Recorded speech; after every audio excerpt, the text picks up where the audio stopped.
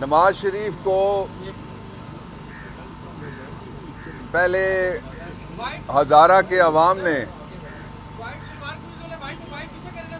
25,000 वोटों से शिकस्त दी है, जो पाकिस्तान में इससे पहले किसी वज़ीर आज़म को इतने वोटों से साबिक वज़ीर आज़म को शिकस्त नहीं हुई।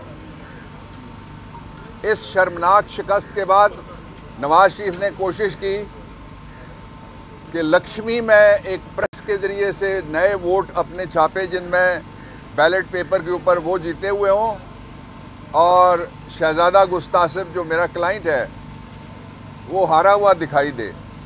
वो हमने यहाँ कई समातें हुई, आपको मालूम है, और आज इलेक्शन कमीशन ने ये फ़ैसला किया है कि नवाज शरीफ की ये दरख्वास्त 13 में दोबारा इलेक्शन कराया जाए, वो मुस्तरद कर दी गई है। मैं नवाज शरीफ से कहना चाहता हूँ कि आप जैली करेक्टर भी रहे हैं, आप फर्जी स्पोर्ट्समैन भी रहे हैं, बड़ी कहानियाँ हैं इसकी लाहौर में। मैं आपको आज से सही स्पोर्ट्समैन मानूंगा। अपनी शिकस्त को आप तस्लीम कर लें। आपको मैदान में शिकस्त हुई, आपको कमीशन में शिकस्त हुई, जहाँ भी जाएंगे आपको शिकस्त होगी। दूसरा ये है कि फौरी तौर पे हुकूमत इस बात पे ज़ोर लगाना बंद करे कि इजलास बुलाओ। इस बात पे ज़ोर लगाया जाए और इलेक्शन कमीशन फौरी तौर पे जो हमारी जीती हुई नशिस्तें हैं उनके तनासुब से सारी असम्बलियों में हमें जो ख़वातीन की नशिस्तें भी दे और जो माइनॉरिटी की नशिस्तें हमारी वो भी दे। और जब तक असम्बलियाँ मुकम्मल नहीं होती, ये आइन में लिखा हुआ है, तब तक इजलास नहीं बुलाया जा सकता। पंजाब असम्बली की तकमील से पहले जो इजलास हुआ गैर आइनी था और मरियम नवाज की वजारत आला का जो ड्रामा था वो भी गैर आइनी था। इस ड्रामे का हशर वही होगा जो पहले हमजा शहबाज के वज़ीर आला बनने के ड्रामे का हशर हुआ था। इसलिए इनको शिकस्त तस्लीम करनी चाहिए आले शरीफ को। तो चोरी और डाके से जो मैंडेट थेफ्ट हुई है उसमें से अपनी सीटों की वापसी, और हमारी सबसे बड़ी तरजीह ये है कि पाकिस्तान के लोगों को ये जो महंगाई का जिन उन्होंने फिर आने से पहले ही बेकाबू कर दिया है, जब भी आएगा आले शरीफ तो उनकी जायदादों में तो इजाफा हो सकता है, लेकिन पाकिस्तान के लोगों के लिए कोई रियायत किसी जगह से और कोई आसानी किसी जगह से पैदा नहीं हो सकती।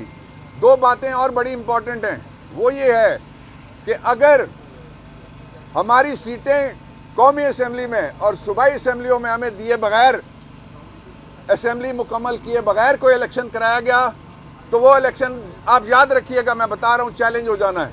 अवाम की अदालत में सबसे बड़ा चैलेंज है।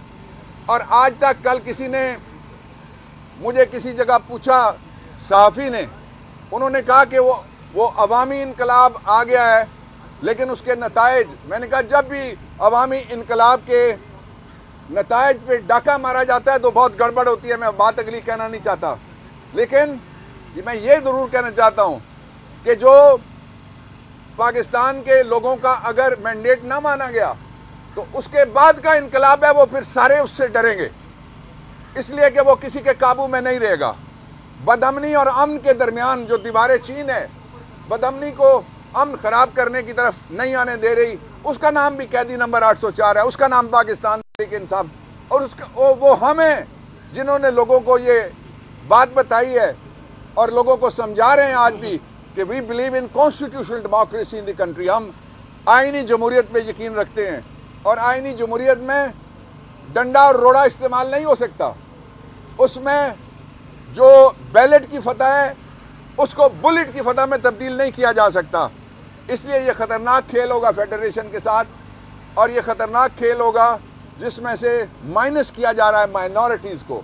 अभी मुझे बाहर माइनॉरिटीज़ के भी कुछ लोग मिले हैं, वो इस बात पे बड़े परेशान हैं कि हम किसके राब्ता करेंगे, क्यों हमें माइनॉरिटी की सीटों से महरूम किया जा रहा है। मैं मुतालबा करता हूँ पाकिस्तान तहरीक इंसाफ की तरफ से कि हाउसेज़ मुकम्मल किए जाएँ और उसके बाद जो ड्रामा आपने रचाना है उस ड्रामे में भी आपको नाकामी होगी। जब तक इमरान खान जो इस वक्त पाकिस्तान की मैं फिर मुतालबा करता हूँ, कल भी मैंने कहा था किसी जगह कि इलेक्शन कमीशन फौरी तौर पे कौम को बताए कि किस पार्टी को कितनी वोटें पड़ी हैं। जिसको पूरे पाकिस्तान से 15 सीटें एक्चुअली नहीं मिली, आले शरीफ वो वज़ीर आज़म बनेगा, 54 सीटों वाले के पास प्रेसिडेंट हाउस चला जाएगा, और जिनके पास कुछ भी नहीं है वो सारे इक़्तिदार और इख्तियार के सोतों पे बैठ जाएंगे। ये पाकिस्तान के अवाम की मैंडेट की नहीं, इज्तिमाई शऊर की तौहीन है, और ये पाकिस्तान की तारीख की सबसे बड़ी शरपसंदी है।